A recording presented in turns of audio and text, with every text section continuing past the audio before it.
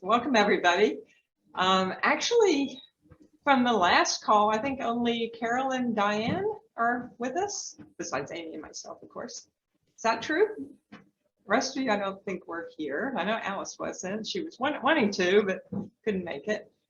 And so, welcome everybody. What we spent a lot of time doing on the last call was introducing ourselves. What I would really like to do at this call is spend a little bit more time talking about sort of a topic, which is both mentoring and networking, but I'm going to define networking in a specific way, which is making friends with colleagues. Because I think that's really, in my experience, how I have networked, not intentionally as a networking, oh geez, I got to go out and network with these people, but just making friends with people that I work with, or that I customers or vendors or even sometimes competitors, and doing social things with them and maintaining friendships across the years, because those friendships still are there today. Diane and Alice are two examples of that. And secondly, because friendships, particularly when you're younger, often turn into mentorships, because people start moving up in the organization and they may move up faster than you do, or in different locations, or maybe go to a different company, or maybe talk to different recruiters, and they are often very good sources for new promotions or new jobs, new ideas, thoughts about feedback about how to handle a particular situation. And so I think that it's very important for us to think about both. Mentoring has been very important to me in my career, because I had some very critical mentors as I came along who said, yes, I want to mentor that person. I'll talk a little bit more about some examples of how I got those mentors, besides just the friendships. And secondly, because as you grow on in your career, mentoring is hugely satisfying thing. It makes a lot of what you do at work worthwhile, where you can reach out to someone or they reach out to you, and you can help and advise them and help them deal with either existing situations in their work, or help them find new opportunities or new ways of moving along. And so what I'd like to do today is with some of the time is share among ourselves some of the examples of both of those things. I also wanted for the newcomers to have an opportunity to just introduce themselves, let us know where you are, where you work, where you live, and a little bit about where you are in your community or your focus. And I'd like to also see if you guys have some expectations about this or future sessions that you'd like to share with us. And so, having given that little bit of introduction, I'll start with Alice. She's new, but I know her, but none of you do. Well, hi, I'm Alice Johnson. Ellen, thank you for the invite. It's a pleasure to meet everyone. I have roughly about a 25-year background in public safety. So I've worked, with all kinds of communication equipment and all kinds of vendors equipment. And like Ellen said, the friendships along the way, it's amazing. Very, very tight-knit community. And so after working with Ellen at Zetron, I've now moved over. I'm working with a company called Intrado, still in the public safety space and communications. And I look forward to getting to know all of you and participating with the group. So Ellen, thank you again. Hey, Alice, just tell them what you do with Intrado. It's just a thing. What I do with Intrado now is I'm on the next generation core services team. So we do the next generation 911 call routing for pretty much anywhere in the world, but mostly centered in North America right now. And off you go to NENA, the National Emergency. Yep, and leave for our big conference of the year on Sunday. Should be good. And so even though Diane's been with us before, I'm just going to ask her to do just quick who she is and what she does. Sure. I'm Diane Harris. I work for Zetron. So I know, of course, both Alice and Ellen. My background was as a radio man in the Navy. And then when I got out of electronics school after the Navy, I did my ham radio license there. And that's where I met someone from school that worked at Zetron who loved it there, and it was a perfect fit. So I moved over to Zetron, and I spent 15 years in the sales department and sales operations doing a variety of things. Started out on the radio dispatch consoles and then later moved into 911 and product management as well. So hopefully I'll see Alice next week in Louisville, Kentucky. They're now competitors. But by the way, one of the things I have done is I've moved from company to company to company, and I've never lost my friends, no matter how much we compete with each other. I still have really good friends, you know, in all of the different companies. Okay, let's go to Richard. Oh, there's the mute button. Well, I'm the odd man out here. Obviously, I just saw a meeting and I hadn't participated in anything for a while, so I thought I'd join. Not sure I totally belong here, but You're welcome. You're welcome. Thank you. Thank you very much. Board of RCA before. I'm an old cellular son of a broadcast engineer. Got involved in early cellular days. Did public safety for a long time, broadband, narrowband, set up P25 protocols, standards, NTIA, and all that good stuff. Yeah, just been doing this for a long time. Semi-retired, though. I published AGL magazine. We're going to have to rebrand and regroup.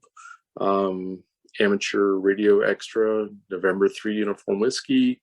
I'm a nerd, so I love the stuff. Thank you. Thank you, Richard. Margaret.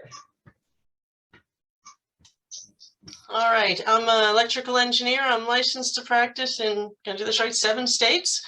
My career was in consulting, 29 years with RAM, RCC Consulting, then a couple of years at VCOM, and 2018 moved over to Jacobs. Officially, I retired 1 year ago tomorrow because work from home is torture. I'm not having it. I'm on the books part-time with Jacobs, and they do call me up. I work 4 or 5 hours a month. I don't object to making money, but the idea of being chained to my desk, I like being home. I don't like working from home. But all those years was a combination of public safety and commercial carrier. Worked on IMTS systems and paging when I first started, right? You look a lot younger than that, Margaret. Right?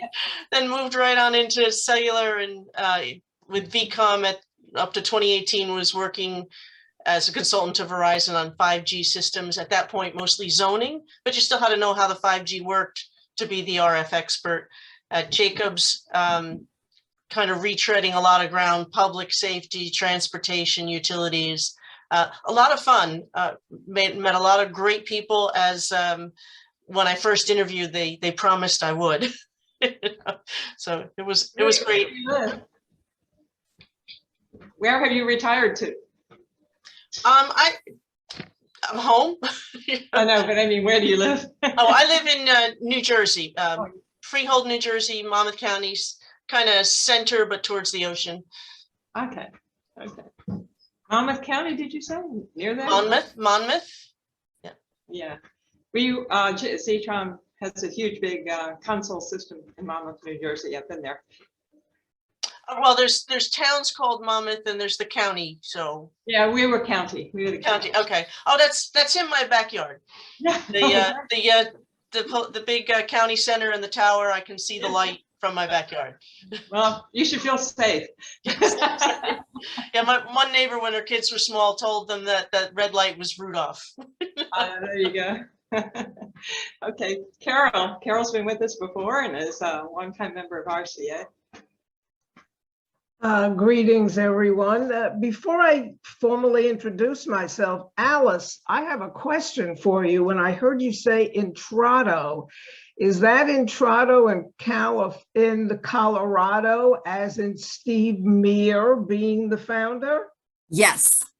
Steve is a dear friend, and I've been there. I've had a tour of that magnificent facility. Oh, wow, that's great. Okay. Yep, that's my new home. I've never been to the mothership. I'm up in Washington State. But now with the COVID lift, yeah, I think I'll be going back in July and get to see headquarters. Yeah, I'll just say an unusual name, so caught my attention. Yeah. Sorry, I met Steve when he was still a deputy sheriff in Colorado. So yeah, Yeah. love Entrado. See, it's such a small world, isn't it? Yeah. Yeah, it is. Well, Yeah. anyway, as I was saying, so pleased to meet you, Alice. I am a director of RCA. I'm also a director of QCWA, which is the Quarter Century Wireless Association. And I'm in charge of their youth activities, as well as being chairperson of the RCA youth activities. And when things are normal, I travel about twice a month to different schools, different conventions, different science museums, and different conventions, always sponsoring and showcasing young people. And the demographic that I deal with is 18 years and younger. And they never fail to impress or amaze me. That's why I keep doing it. That's great. Thank you, Carol. All right, we got two people who, I don't see the video, but I see their names. So Rhonda, if you could introduce yourself, it'd be nice to see you if you have the opportunity.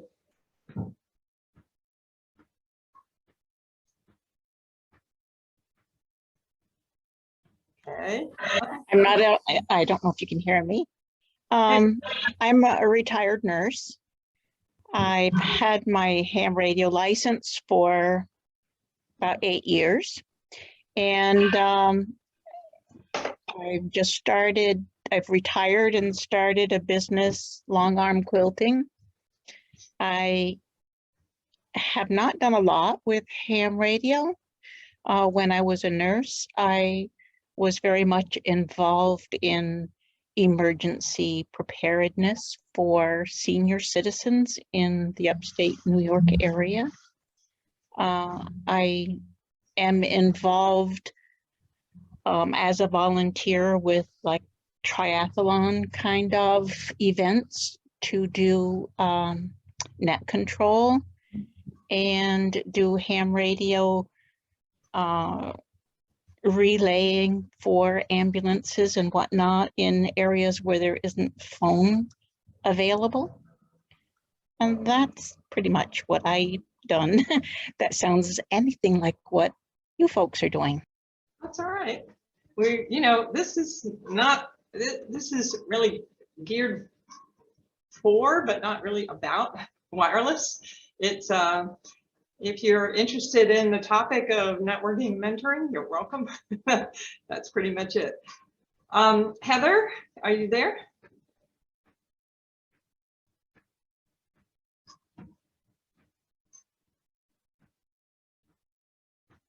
Okay. Well, I hope, Heather, if you get your audio working or the video working and you want to jump in at any time, feel free.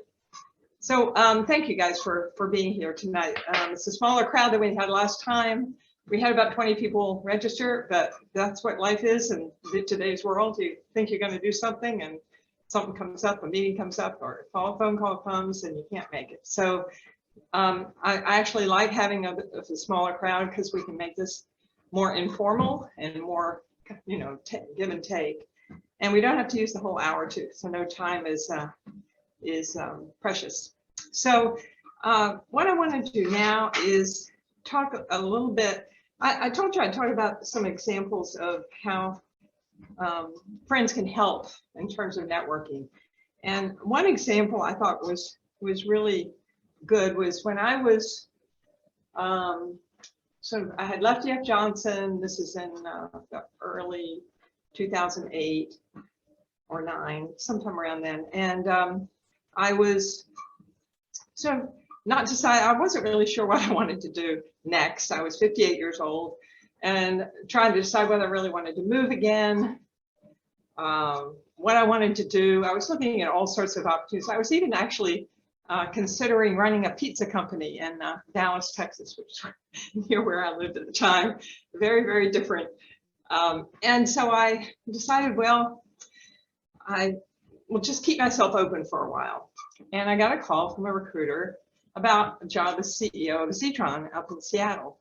And Seattle was one of those cities that I thought, ooh, both my husband and I would like to live in. So that was interesting. And the second thing is that I had actually been the product manager at Zetron back in 1982, when the 2 founders of Zetron came to Lynchburg, Virginia, where I lived, to see if the product manager, me, would put their first products into the GE catalog.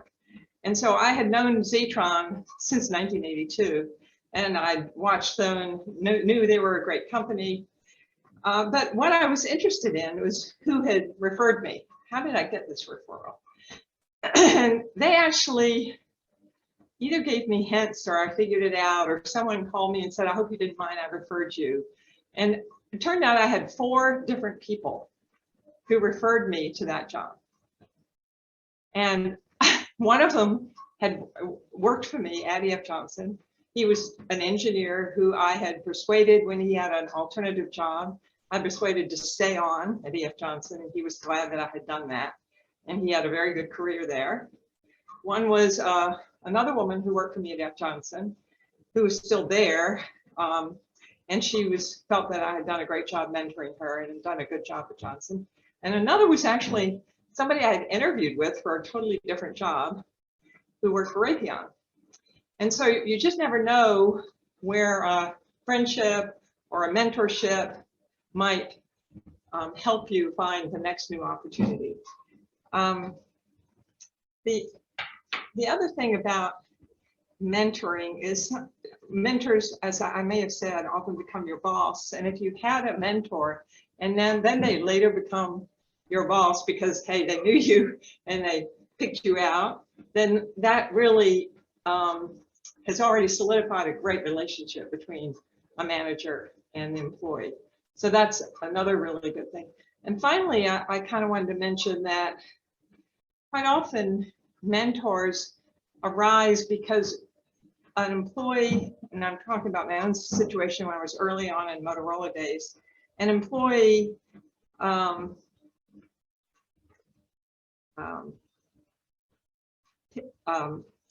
decides to stick their neck out. Let's put it that way. I was a fairly new employee at Motorola. Some people had heard that I knew something about a particular topic. They were having this huge, big get-together, educational get-together as salespeople. And they asked me if I'd be willing to give a presentation on what was at the time SmartZone and how to sell SmartZone to a utility customer. And, you know, what did I know? I'd actually never been in sales, but I had worked at GE in product management. And I could have easily just said, I can't possibly, you know, do anything for these people. They're way ahead of me in terms of careers and knowledge and understanding. But I just said, hey, I'll take a flyer. And I did that presentation, put a lot of effort into it and did it. And probably about a year later, or less than a year later, I got a call from a guy who said, he was pretty high up, he was pretty high level VP at Motorola. And he said, I want you to come over, I want to meet you. It's like, I didn't know the guy from Adam. And he called me into his office and he said, you know, I saw that presentation. I've been meaning to call you because I would like to be your mentor. And that guy later became my boss. And he was the guy who set me up for a VP-ship at Motorola in terms of the job he offered me, the next job he offered me. And so, you know, you just never know where opportunities might come from people around you. And so that's the beginning. I'll talk about being a mentor a little bit later on, but I kind of wanted to say, okay, that's some examples. What I'd like for you guys to do is talk about, do you have some similar examples of being a mentor, of a mentee rather, or finding a mentor, of leveraging your willingness to stand out there to get some visibility and improve your chances to do things right with your life and with your career. I'll open the door.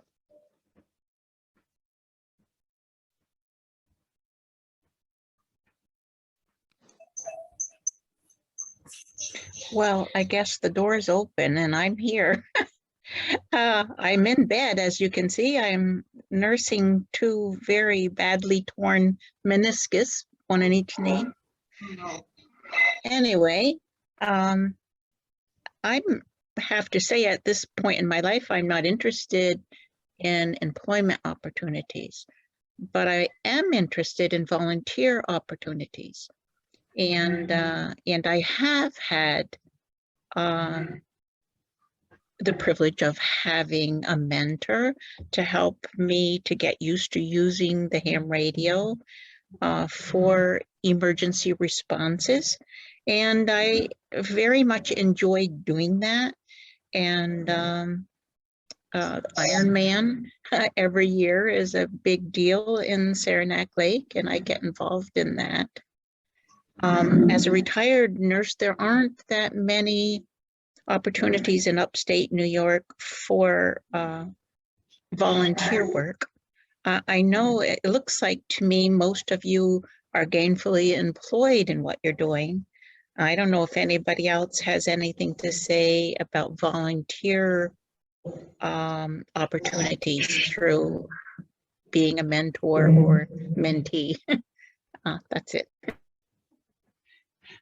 I think that's great. Carol, you look interested in answering that.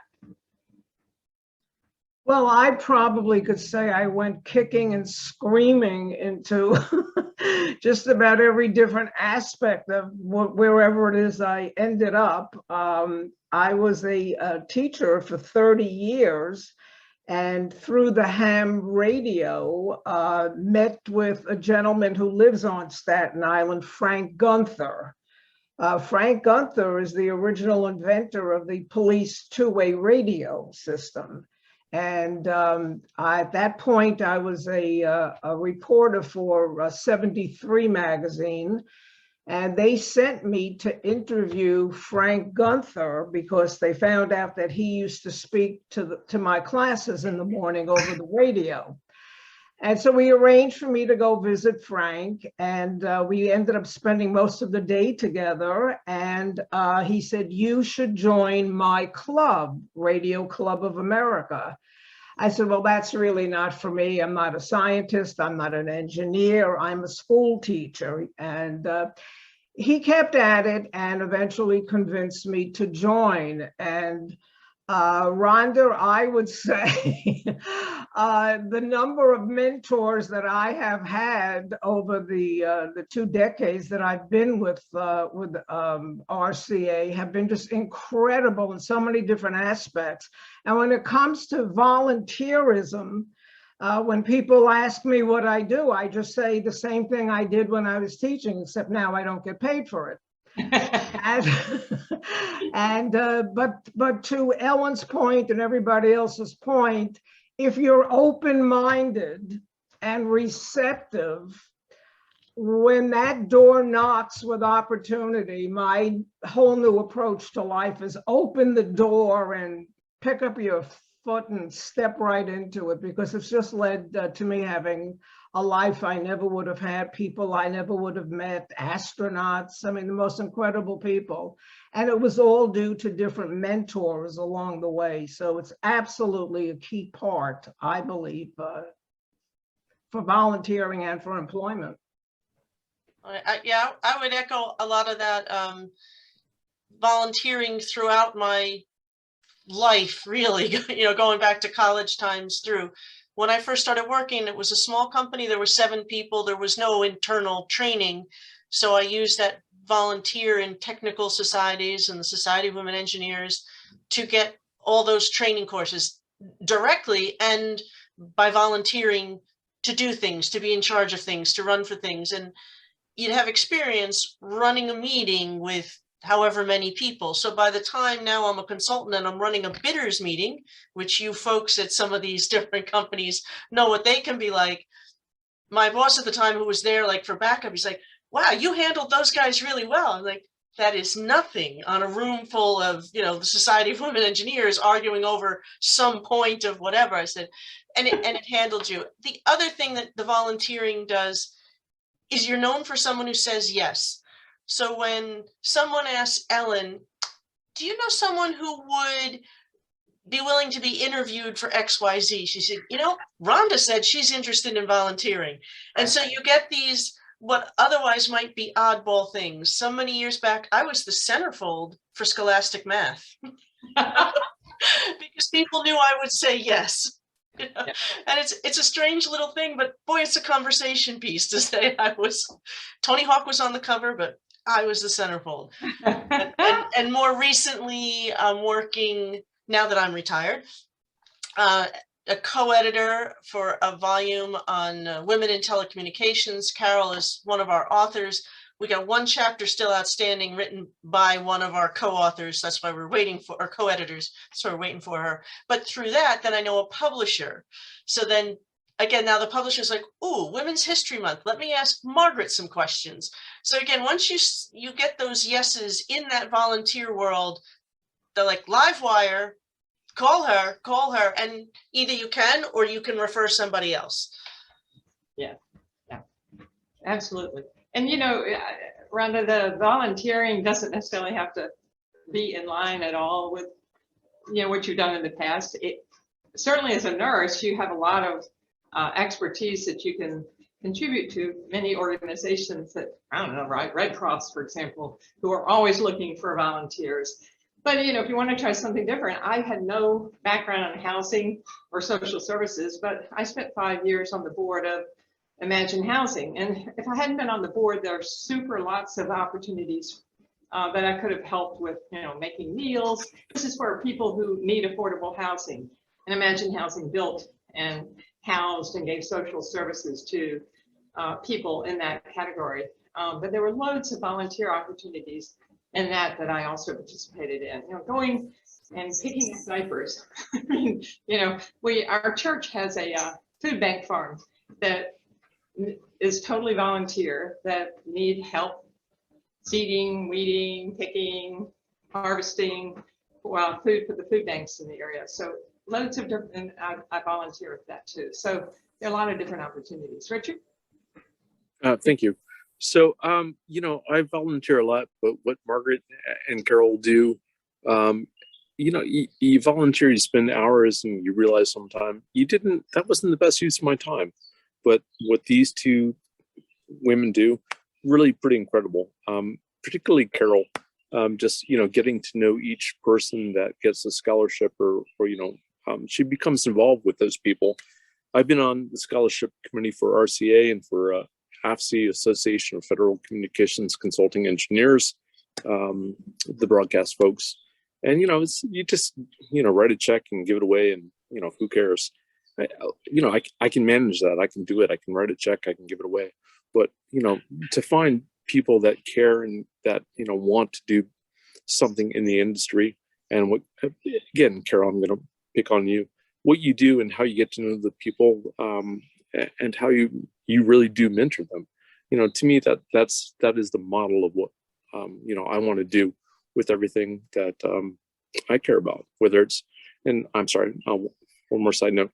I care about historic preservation of old towns, and the Appalachian Trail is very important to me. So I give a lot of time and money to those organizations, but I want to do what Carol does with those organizations.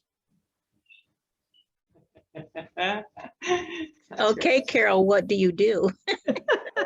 I was going to say, while you were speaking, you were a nurse. Well, my gosh, some of the best experiences I had were when my club and I would go every Christmas, but during the year as well, but especially Christmas time, to our local hospitals. And I would be Mrs. Claus outside of the school with my radio, but they would go especially into the children's section and let them get on the handheld 2-meter radios and let the children speak to Mrs. Claus or to Santa, saying what they would like to get as a gift while they were in the hospital recuperating. And it just opened up a whole variety that led to other things. And like Rich said, my gosh, Rich is involved with different education projects with me for a long time.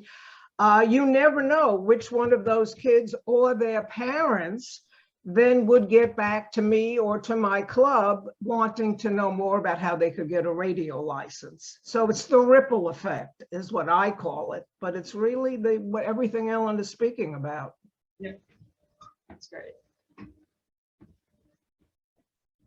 Alice, how did you get to Entrada?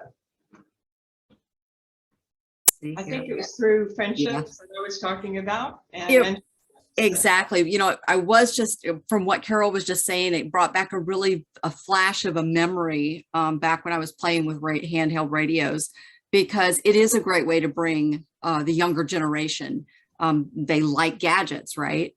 And I would always do National Night Out, and we would set up booths, you know, National Night Out with law enforcement, where families come and learn how to, you know, be safe and, you know, change your batteries and your fire smoke detectors and those kind of things. And we would always have radios in the booth and do exercises with the fire department and radio demonstrations. And yeah, that's something I need to get back into now that COVID's over. That brings back a great memory. And I see these kids now and they're grown, and it's like, I haven't aged. How'd these kids grow up? But yeah, to Ellen's question, how did I end up at Entrado? I have to say, where I am now, I never thought would be, I never envisioned my plan if this is where I was going to be and what I was going to do.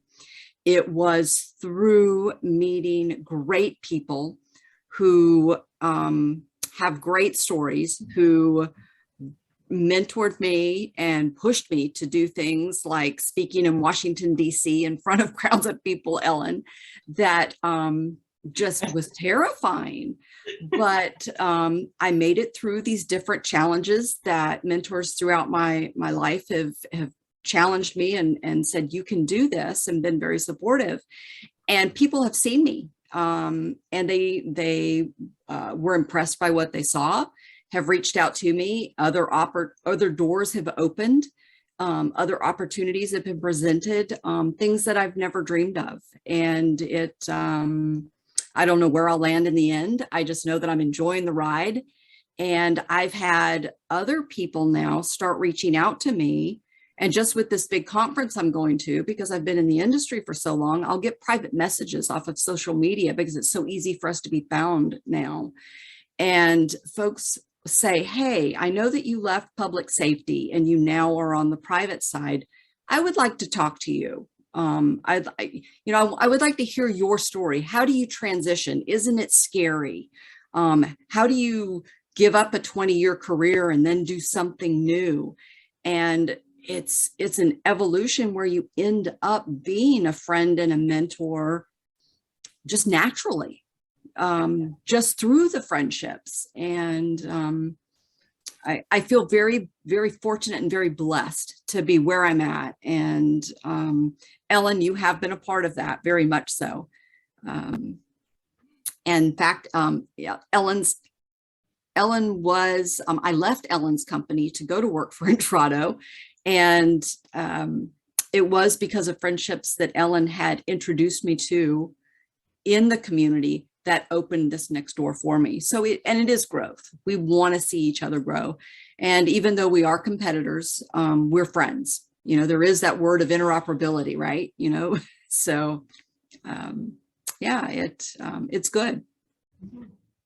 And one of the, go ahead. Yep, that's all. One of the opportunities I have had in my career was to be the chair of the um, Industry Council for Emergency Response Technologies, ICERT. Alice was talking about them at the very beginning. And ICERT is basically the trade association for land mobile radio. It has, members are Motorola, Verizon, AT&T, T-Mobile, Intrado, GE, oh no, not GE anymore, I'm sorry, Harris L3, well, the MCP, Mission Critical Partners, Zetron, of course, Codan, Tate. So all of the major players in the industry. And so for 5 years, I was really honored to be their chair of their board. And that opportunity came to me again through someone that, I just knew in the industry, I gotten to know through conventions, who reached out to me and first asked me to join with Zetron, which I did because I thought that was a great organization, and then eventually asked me to be chair. And so opportunities are just out there if you are open to them and reach out and try to connect with other people on a regular basis. So Margaret, I'm curious about something with you. You said you retired. You look way too young to retire. Are you looking to move back into industry when you're able to get up and go back into work on a regular basis? Or are you just happily at home? Happily retired, happily not having timesheets and deadlines and stress. So I'm happy. My boss would take me back in an instant. That's why I'm still part-time, and they call just to keep me on a string. This phone, the camera here is not steady. I got to learn to not wave my arms around too much. So if I got itchy to work full-time again, I would go back. There was no problem with Jacobs other than the pandemic, and that was not their fault, as far as I know. It was. Well, I understand that. I just thought people in this group should know if you were thinking of it, if you were looking, because there's a lot of connections in this group. So Right. No, I'm not looking, and I have, little things I'm doing like publishing, right? I'm the book, and yesterday in New Jersey was our primary. I'm a poll worker, so twice a year I have a long day at the polls. I'm still doing things, just not in that grind kind of a way. I'm still involved in the radio club. I'm still involved in IEEE for the Society of Women Engineers. I just did a thing with being on their scholarship committee, reviewing the applications. So there's just things I'll do for a couple hours here and there, and that's a nice. I'm enjoying that pace of life. that's It's great. June. I go to the beach once a week. Just Well, that's great. I just wanted to make sure. I see we have Carol Lafferty and David Keever have joined us. If either of you would like to sign on and just introduce yourself quickly. We're talking about mentors, how to get mentors, how to use mentors right now.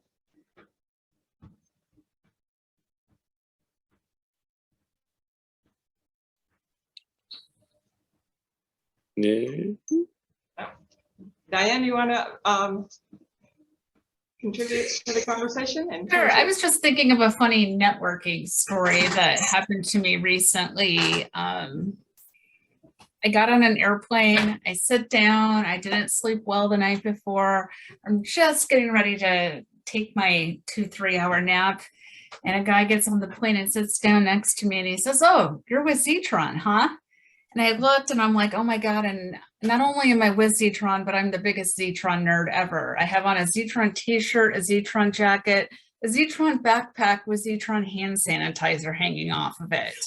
But it was enough that he saw that I was with Zetron, and we sat down, and he was with another company in the industry, and we talked like an hour or two then about all kinds of things and looking for future projects. And then we recently connected again at another event and are planning out some projects. But it's just networking opportunities can pop up anywhere, anytime. So sometimes, it's like I might think twice, like, do I want to put on the Zetron shirt? But in that instance, I'm really glad it did, because had I not, I would have just sat by that guy the whole plane trip and never had that conversation. And there it was, you know, dedicated hour or two, just simply focused on things very relevant to work.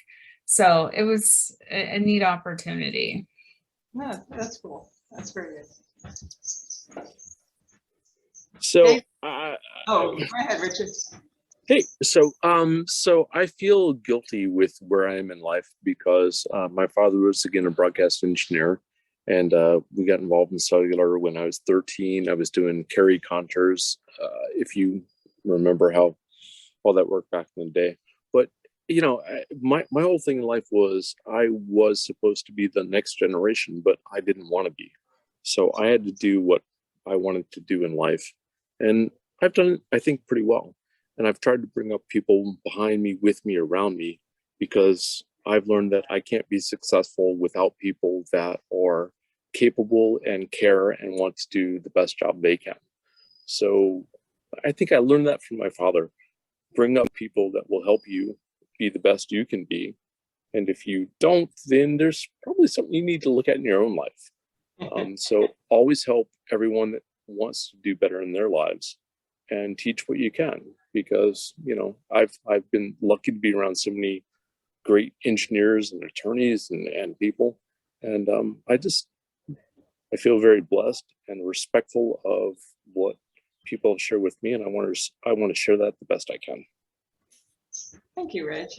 That's exactly the way I'm feeling at this point in my life. I've been retired. I've been semi-retired since 2016, but I've been fully retired since 2021. But I've had numerous people from years ago, like when I was at Motorola in the 1990s, out of the blue, haven't kept up with, who called me and said, "I'm thinking about making a change. Could you help me?"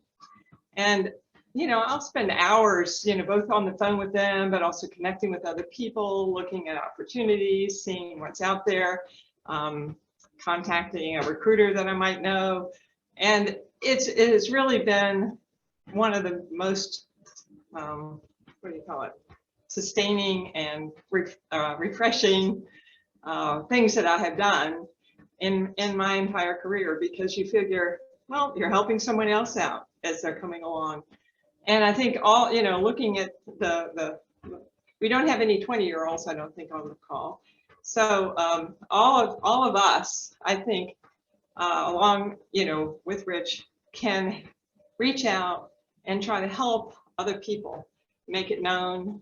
You might do it through a LinkedIn or Facebook posting. You might do it just putting the word out among colleagues. Hey, if you have a young person coming along, I'd be happy to be a mentor to them, because it's just, in both cases, the person found a really good job, not necessarily through me, but they stated that the process they went through talking to me really helped them find that opportunity that they were looking for. And I just think that's the best reward one can have in a career, is to help someone else along. And I just, before we stop, I just have to show you that. And this is the other best reward. My little first grandson is going to be 3 months old tomorrow, so I'm looking forward to seeing him in Chicago later this month. Very cute. I have 3 grandkids, so. Oh, nice. Well, my kids started very late. I've only got one married. They're twins. And the one that just had a baby is 39, so they're not exactly spring chickens as it goes. How many grand dogs? Hmm? How many grand dogs? And this is my first experience to do this. So it's fun. Let me ask you guys, I mean, you can, David, you can jump in if you want. If there's any other comments you want to make about the topic. And secondly, there's technically one more session in the series, probably 2 or 3 months out. We haven't scheduled it yet. Is there, what kind of expectations did you have coming into this call? What kinds of things would you like to see in the future? discussions centered around what kind of topics, different format, whatever. I'm up for anything. So this is really for you.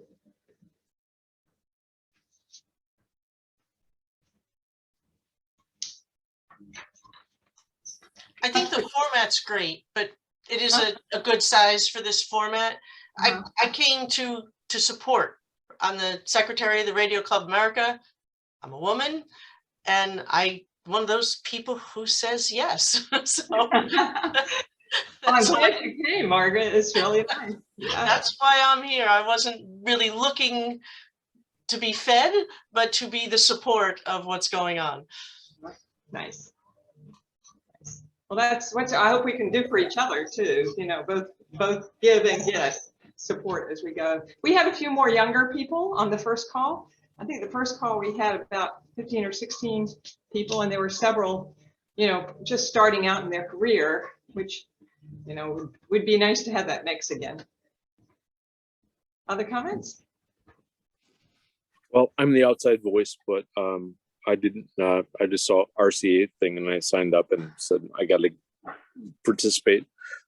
So I'm not entirely sure what I signed up for, but what a great group! What a great opportunity! You guys are doing amazing. Totally support what you're up to, whether it's just women or everybody else too. What a great opportunity! And you guys are, guys are doing awesome. Just nothing but support and appreciation. So thanks for not kicking me off, and have a good evening. Well, I'm glad you came, Richard, because it was geared towards women, just because women don't generally have as much of a intense networking thing. But the topic is not just for women, and the advice is not just for women, right? So Absolutely. Thank you. sure. Yeah, I think sometimes that word networking can generate different ideas, but in my experience as a woman, there was a concept of the old boys network. And right in the 80s, we had power lunches, and we did all these specifically, let's set out to create our networks because we need to do that same thing. But at this stage in life, when I look back, and as you started with, Ellen, weren't those old boys networks friendships? Yeah. That they did on the golf course or these places that maybe we didn't as women have access to, but that's what it was. They were creating friendships and they were helping their buddies out. And that's, in so many words, what you described in the beginning, networking. It's not necessarily something that you have a list and check. It is making friendships, talking to people, and helping your buddies out. Yeah. Yeah. Okay. So sorry, I'm back. So I agree with you entirely, Margaret. Obviously, we've known each other 20, 30 years now. But yeah, I felt part of that, good old boy network. And I felt really bad about that. I'm not sure how much business I ever got from it, but, I realized that was going on. And I realized that wasn't right. And so I appreciate and want to support anything that is not that. But I think over time, we're kind of getting to the point, it doesn't matter. You can tell a joke, talk about sports. I know you can. High five and have fun wherever you are. It's not about golf. It's not about cigars. It's more about, hanging out, having fun, knowing people, meeting people, and knowing the people that you enjoy hanging out with. I enjoy hanging out with you, Carol. I'm not sure I know some other people on this call, but it is about friendships. So I think we've moved on from the Good Old Boys Network to the Friendship Community Network. And this is why I think this is very important, what's going on here tonight. Also, Ellen, if I might, not only did I have to encounter the Good Old Boys Club when I got involved, even with ham radio, it's their preconceived notions of women that I encountered as well. I used to work part-time at an electronics manufacturing company where there was a ham radio station set up that the engineers would go on during lunch. And they would always let me get on and speak. And I used to have such a great time on the radio that one day I said, this is so much fun. I think I will get an FCC license too. And they just laughed and said, it is fun, but you'll never get a license because it's just not something that women do. So they might as well have thrown the gauntlet down on the floor at my feet. And I decided then that if I never got on a microphone again, I was going to get an FCC license. And there were a lot of examples of things like that through the amateur radio that I did encounter. But this was a few decades ago, but it was a real thing. And people like Rich, always, it was different. Rich was always inclusive and welcoming. When I got on the board, another thing I went kicking and screaming on, thinking I didn't belong there. And my best advice to everybody, to my own grandchildren, is always take advantage and get out of your comfort zone every once in a while, because that's how you grow. And that's where the new opportunities and experiences would be. I love that. I love that phrase, getting out of your comfort zone, because it is exactly how you grow. I wanted to just say, I don't remember whether I said this last time, but when I was at GE, so this is GE, the company GE, that big old industrial company, mobile communications, very, very male-oriented technology, plus technology. I was not an engineer, I was a history major. And I was there in Lynchburg, which was a southern, very conservative town back in 1980, was when I started. And so, I had about a 12-year career there before I moved to Motorola. And a lot of people said, how did you manage? You were the only woman that was a professional. Everything, they were factory workers or payroll clerks or secretaries, but how did you manage being the only woman? I think there was a woman in payroll who was manager of payroll. But, what I said is, what I did is I figured that most of the guys there didn't know how to relate to a woman or what a professional woman was, how she was going to be, right? And so I figured that I could define it myself. So all of those people probably have a very warped idea of what professional women are, because I just decided a professional woman is me. And that is what a professional woman is going to be. And I had a lot of fun. And it didn't seem to hurt me too much. Occasionally I'd run into a little bit of someone who didn't think me equal professionalism. And one of the sort of downside to that was, I remember one time I had a boss who was a really great guy, and eventually he promoted me to a really great job, but only after I had an opportunity to go work for Bell Atlantic in Philadelphia, and I threw that in his face and said, I'm leaving if you don't give me a better job. But before that, I had gone to him to see if I could get a promotion for a particular job, and he said, you're too nice. I said, too nice? And he said, yeah, you're always talking to people like, you're always talking to people and smiling at them. And how could you ever make bad decisions or, fire anybody? And the crazy thing is I had actually done that 2 years before, and he just didn't remember, whatever. But that was kind of funny. When you were talking about the Good Old Boys Network, and here's what I think. Hi, Rachel, welcome back. We're almost done. Rachel was on our last session, and she's getting her PhD, right? In aeronautics, so welcome back. We can talk a little bit after if you'd like. What I was gonna say is the Good Old Boys Network was sometimes good old boys, right? Sometimes, like Rich, they were supportive, sometimes they weren't. But when I hear Good Old Boys Network, what I actually hear is politics. Not the good kind of politics, but the negative kind of politics that makes working, the higher level you go, the higher you go, echelon you go in an organization, very difficult.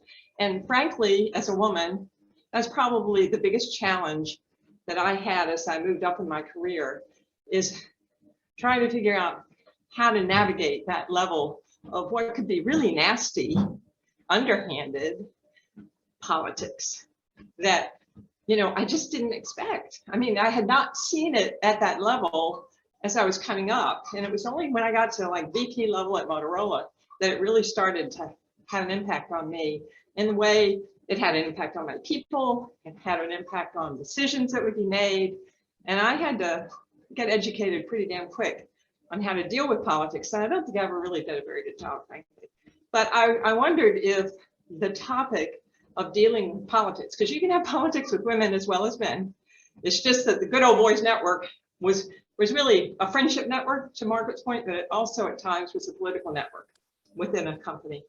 If that would be a topic that would be interesting for you guys for the next time, or Could- for general. Could I add to that maybe ethics of business? Because like the early tower days where, you know, you slip somebody a little something under the table, 10, 20, 30, 100 grand to get the tower built. You know, we get a lot of ethics in there. So whether it's, you know, gender-based or religion or whatever the heck it is, we got some problems in the industry. And as we have seen the build out requirements coming from big new carriers, Dish, you know, we're seeing the ethics kind of slip a little bit. So I would love a conversation about the inclusion of ethics in what you mentioned with gender and everything else, fairness. Okay, so maybe a combination of politics, ethics, about internal politics and how it might impact external or internal ethics as well. Yeah, I like that. How about the rest of you? Nods? I think that sounds great, Ellen. Yeah. Certainly something I know that I've encountered and I'd like to talk about. And I hope Richard does join us again. I think it's been great to have him. And that's really that's how the bridge happens, is by having men like Richard join us and be part of it and get it. And that's where we know we can go and we say, hey, can you help me think like a man in an instance and get through. So I hope you come back and join us again, Richard. Thank you, happily. Yes. Thank you. Thank you. I do too. I do too. I would like to say, am I? Yeah, you're there. Oh, I would like to say that I am the only woman in our radio club, and I guess for sure I am intimidated by that. But I would also have to say that the men in the club are probably equally intimidated. It's hard for them to accept an idea that I might propose. Almost like they look among each other to see, is it going to be okay if I stand behind that too? Or am I going to look funny? Wow. I've had that experience, so it's definitely not unique to you, Brenda, for sure. Just stand up for it. Just stand up for what you believe. And you know, one time I had to go back to the same organization 3 different times. A bunch of men who were next layer up from me, who I had to present to make a point. And each time I was sort of there, oh, well, I don't really know. And, you know, I went back and I said, what do you need to know to make the decision? I put more information into the package and came back again. And I told this story the last time, but just briefly, the second time I did it, one of the guys came up and said, Ellen, you sure are whiny. You keep coming back with this same thing. The third time after it got approved, he came up and he said, Ellen, you sure are pushy. So I figured that I had succeeded by being pushy, and I had to go through the whiny stage to get there. So no big deal. Anybody else? Comments? We're about ready to wind up, and I don't want to. What a great group. Thank you. Okay. Yeah. Well, we'll hopefully see you guys again in a couple of months. I don't know exactly when. I'm working out with Amy, and we'll figure out a time to get together again. And Rachel, as I said, if you'd like to stay on just for a few minutes, I'll catch up. And would you like that? You're on mute. Oh my gosh, I just noticed that it didn't start at 8 p.m. Don't I feel really embarrassed. worry about it. We all do that. Yeah, I definitely would like, I liked what you guys are saying, and I've also felt that. And, you know, you mentioned being the only women in your radio club. Well, I would like to go to a radio conference where they don't stare at my husband and try to talk to him before talking to me. Yep. He doesn't do what I do, so that'd be nice. Okay, guys. I'll let you guys drop off. Rachel, if you want to stay for a minute, I'll just give you a little synopsis of what we did. Thanks all. Have a All right, great take evening. care. Thank you. Good evening, everybody. Good night, Ellen. Thanks for another great session.